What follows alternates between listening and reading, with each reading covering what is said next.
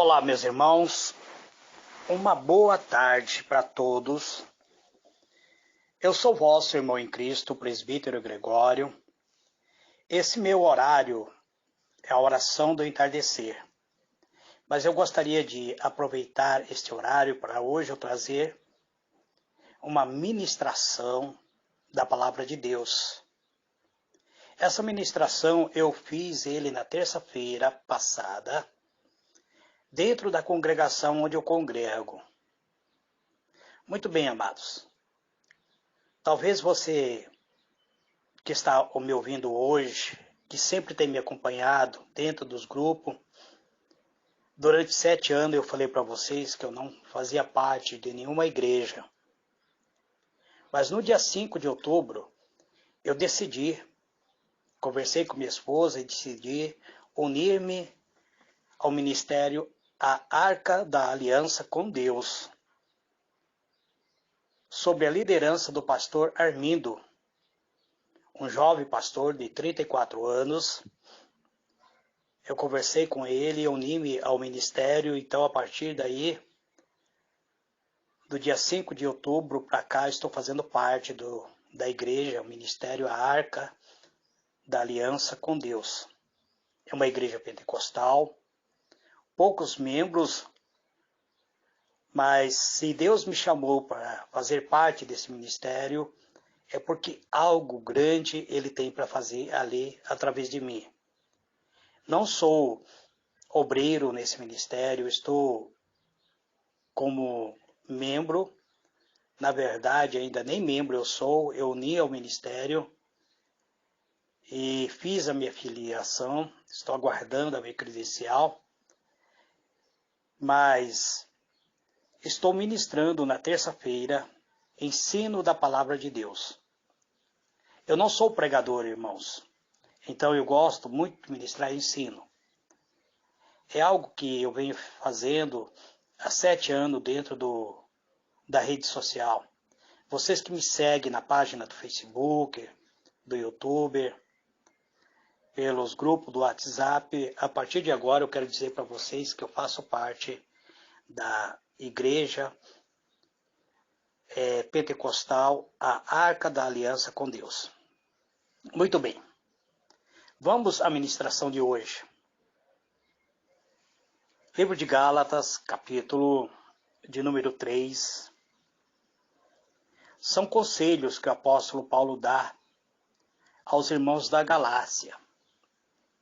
Dentro da igreja, lá dos irmãos da Galácia, a igreja de Éfeso e outras igrejas que faziam parte,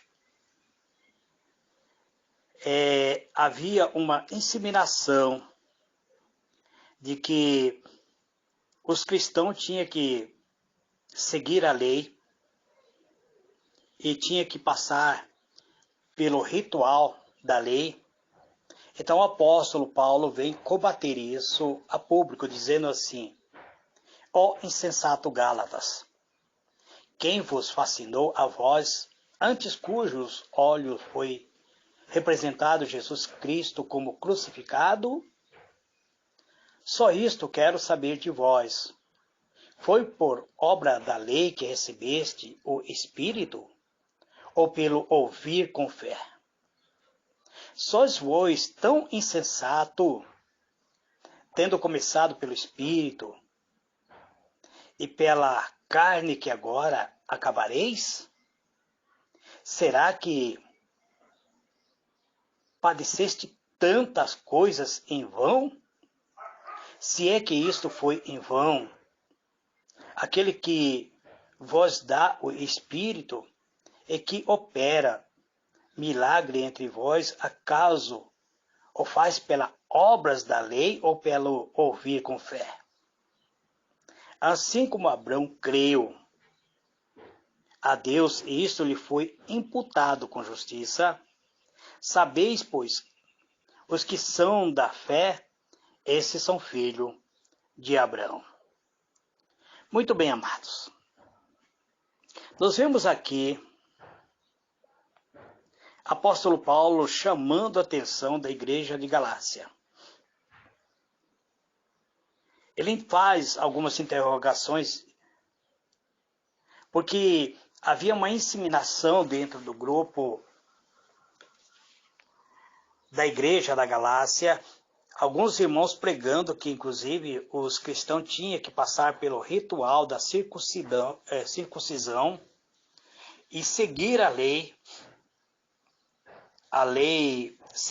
cerimonial, do que a própria fé. Eles davam muito valor à lei. Então o apóstolo Paulo vem chamar a atenção deles. Por que a fé é tão importante? A fé verdadeira, ela honra a Deus, porque é firme, é uma confiança em tudo que a boca de Deus tem proferido.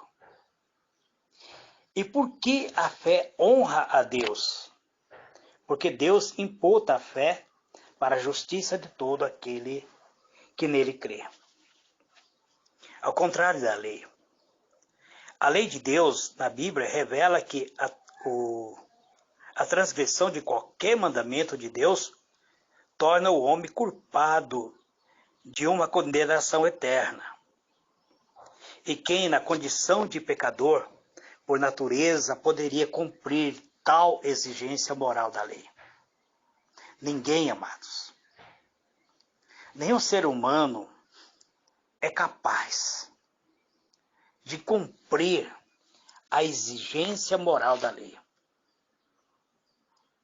Ninguém é capaz de cumprir a sua justiça, aquilo que a lei exige, porque se há demanda, se há uma conformação perfeita à sua santidade, para que alguém possa ir para o céu sem culpa alguma, mas o pecado, ele é uma ofensa, ele ofendeu a justiça de Deus.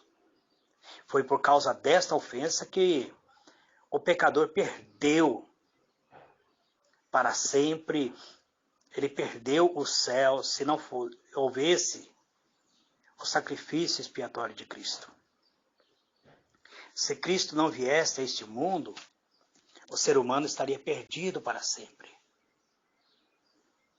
Ao transitarmos o caminho da vida, então nós precisamos refazer o nosso caminho, o caminho de volta aos céus. E esse caminho deve passar obrigatoriamente pela plena satisfação da justiça de Deus. Ao fazermos o nosso caminho de retorno para os céus, o ser humano necessita então de justiça para ser salvo. Mas o alto nível dessa justiça não pode ser encontrada ou produzida simplesmente por um homem carnal. Então daí, ter o próprio Cristo se tornado a nossa justiça. Foi necessário que Cristo se tornasse a nossa justiça para que nós pudéssemos ser libertos da consequência da lei, da consequência do pecado. É pela sua própria justiça, ou seja, pela própria justiça de Cristo, a nós imputados que podemos nos aproximar de Deus, que é inteiramente justo e santo. Então, meu irmão, minha irmã, consequentemente, a lei afirma que todo aquele que não cumpre seus mandamentos permanece debaixo da maldição, porque os mandamentos da lei refletem o caráter da perfeita justiça de Deus. Só há uma maneira de sermos resgatados desta maldição, uma vez que a própria maldição não pode ser removida, em razão da exigência da justiça de Deus, que amaldiçoou a todos os transgressores da sua vontade. A menos que ele tenha sido justificado em Cristo Jesus pela justiça que lhe é imputada por Deus, somente pela graça e é mediante a fé que podemos nos reconciliar novamente com Deus. Então é deste modo que o apóstolo Paulo explica que nós somente podemos ser justificados pela fé. Fé que se firma na palavra de Deus, ou seja, no Evangelho de Cristo Jesus, na boa nova de grande glória de Deus, da grande glória que Deus faz favorável para com os pecadores. Aqueles pecadores que se arrependem de seus pecados e que se unem pela fé em Cristo Jesus para serem novamente justificados, reconciliados e santificados. Por isso, aquele que pensa que poderão ser justificados pelos seus meros esforços em praticarem as boas obras da lei, a parte da fé em Cristo, estarão permanentemente debaixo da maldição da lei. Aqueles que querem serem justificados pela lei e afastando-se da fé, então estas pessoas estarão permanentemente debaixo da maldição da lei. Para eles, se eles cumprirem a lei, eles até poderão alcançar a salvação.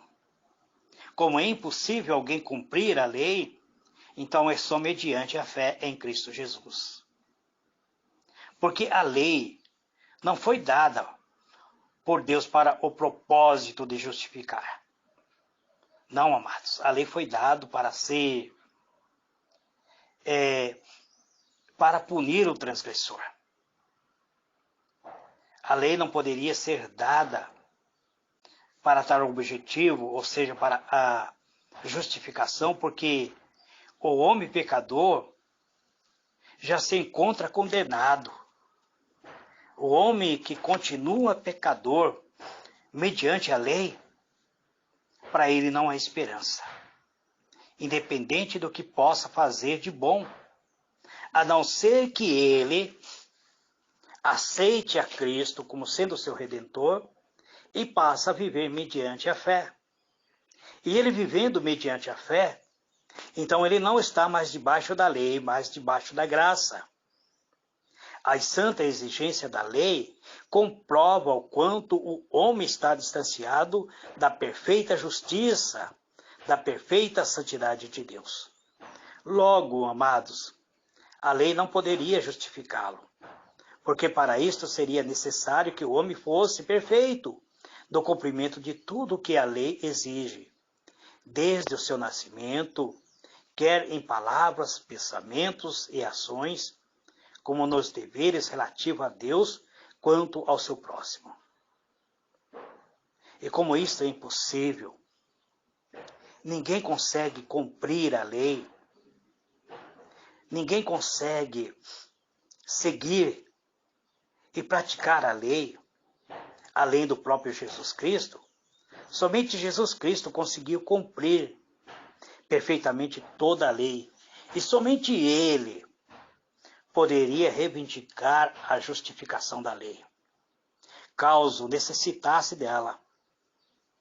Mas isto nunca seria preciso no seu caso, porque ele não tinha do que se justificar, pois era sem pecado. Cristo nunca cometeu pecado, mas ele tomou sobre si os nossos pecados. Ele assumiu o nosso lugar. Ele assumiu o meu lugar e o seu lugar quando ele tomou o pecado da humanidade e morreu para salvar o pecador. Quando alguém confia em seu coração que seus pecados são perdoados por causa do sacrifício de Cristo e por causa da sua justiça, então Deus cobrirá muitos pecados com o sangue do seu Filho amado. Ele aceitará por causa dessa sua confiança nos méritos de Cristo, como sendo suficiente para expiar a sua culpa e dar-lhe a salvação. E por fim, a vida eterna. É como se Deus dissesse: Eu perdoarei os seus pecados, porque você crê que o meu Filho é poderoso para livrá-lo da condenação futura.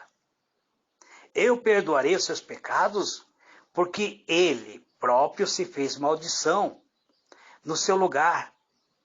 Eu perdoarei seu pecado, porque na cruz o meu Filho amado morreu em seu lugar, para que você não tivesse mais debaixo da maldição da lei, mas para que você estivesse agora debaixo da graça, vivendo em plena novidade de vida, em comunhão com meu Filho amado.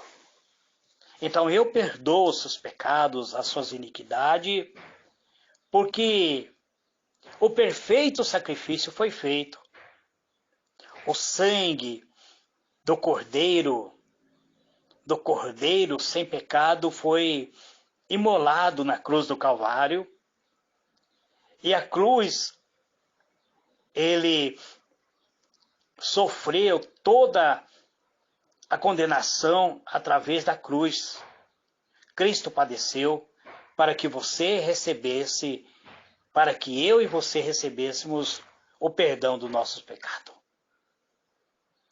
E aí Deus passa a dizer: eu lhe darei o Espírito Santo que prometi derramar como aceitação plena do sacrifício que meu Filho fez por você na cruz, de maneira que o Espírito Santo possa transformar seu coração e operar em você um caráter verdadeiramente santo, assim como eu, o Senhor seu Deus, sou santo.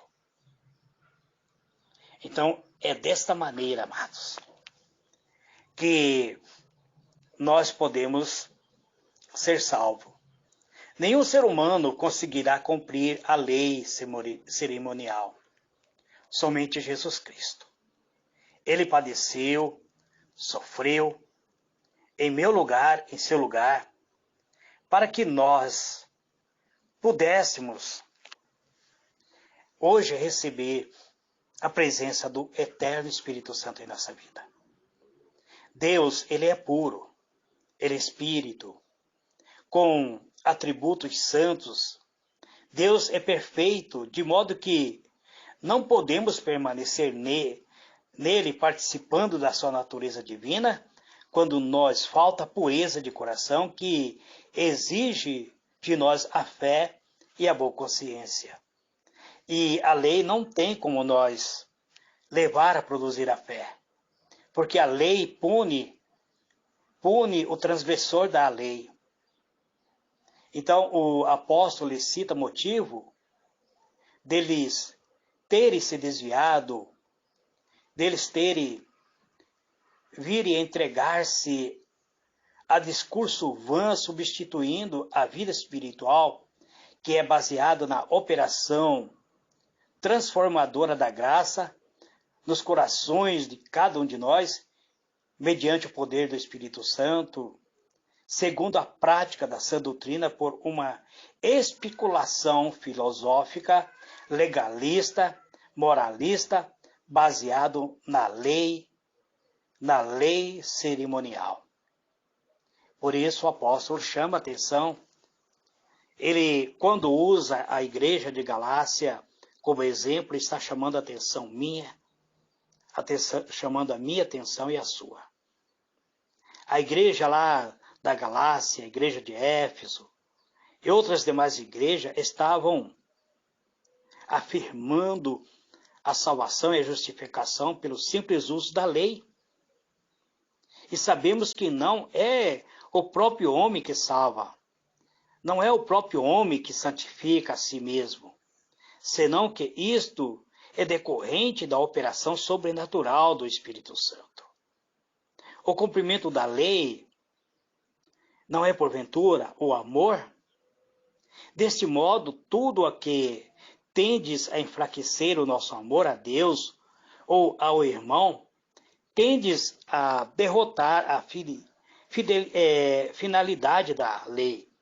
E quando isto acontece, não importa qual seja o uso que façamos da lei, isto será sempre algo que estará fora do objetivo de Deus em relação à igreja. Deus quer que a igreja venha se submeter à fé em Cristo Jesus e não à lei cerimonial. O Senhor nosso Deus, Ele quer que venhamos aceitar gratuitamente a salvação que nos foi dado por meio do sacrifício expiatório do seu Filho amado. Por isso se diz que, ainda que façamos muitas coisas e que tenhamos muitos dons, mas se não tivermos este amor que procede de Deus na nossa experiência diária, nada disso nos servirá. O apóstolo diz, ainda que eu tenha todos os dons espirituais e venha falar em línguas estranhas, ainda que eu dê o meu corpo para ser queimado, ainda que eu faça uso da lei cerimonial, mas não tiver amor, nada disso me servirá. De nada disso eu tirarei proveito nenhum. Então, o cumprimento da lei cerimonial é cumprir a lei do amor, é viver esse amor.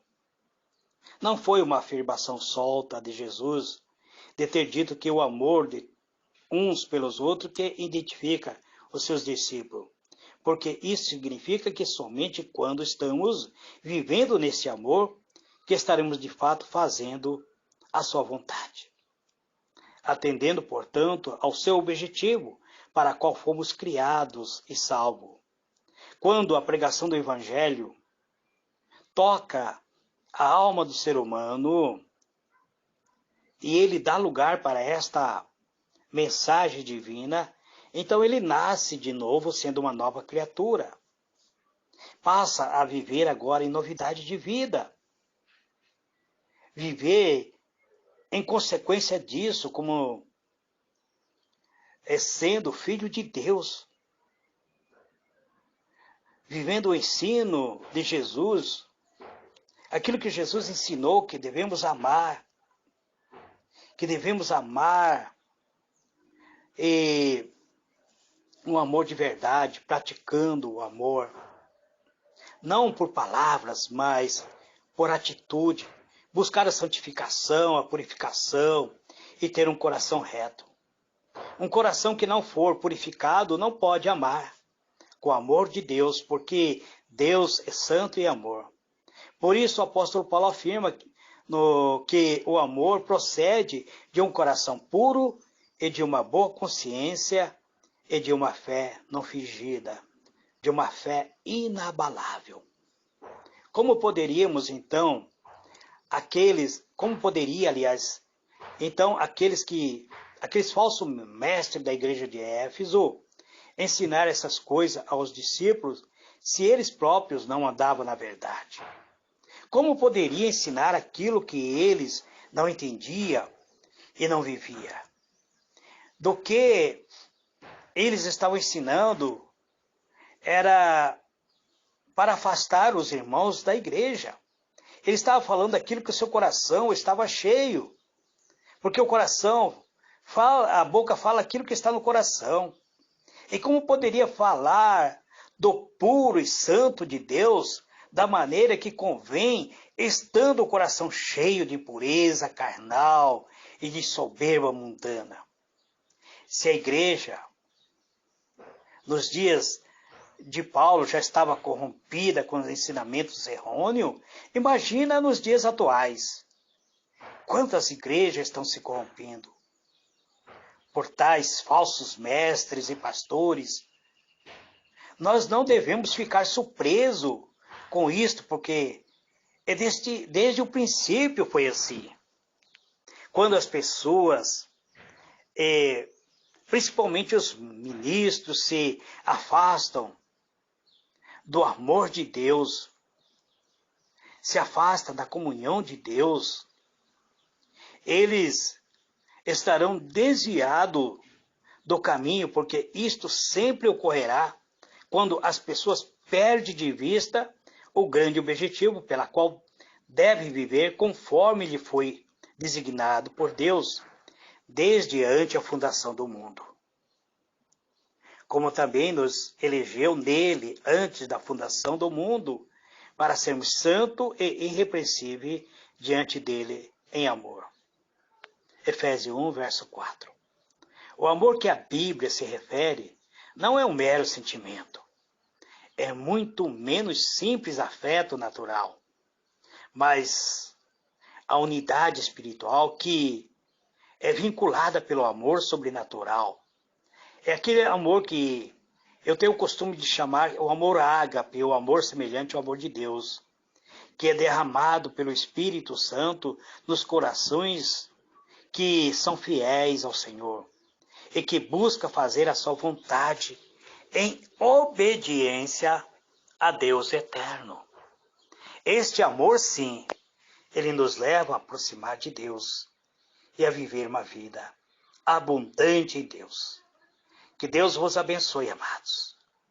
Pai Celestial, te dou graça, Senhor, por essas palavras e te peço, meu Deus, que nesse entardecer de hoje, no dia 11 de novembro de 2021, a tua graça, a tua benignidade, o teu amor toca profundamente a alma deste meu irmão, desta minha irmã que me ouve. Que eles passem a viver uma vida repleta pela graça e pela misericórdia de Cristo Jesus. Que eles passem a exercitar fé na obra da salvação, fé na graça e na consumação de que os nossos pecados foi reputado em Cristo Jesus e que por meio de Cristo Jesus hoje nós somos mais do que vencedores. É isso que eu te peço, Pai. Te glorifico e te louvo dizendo muito obrigado. Amém e amém.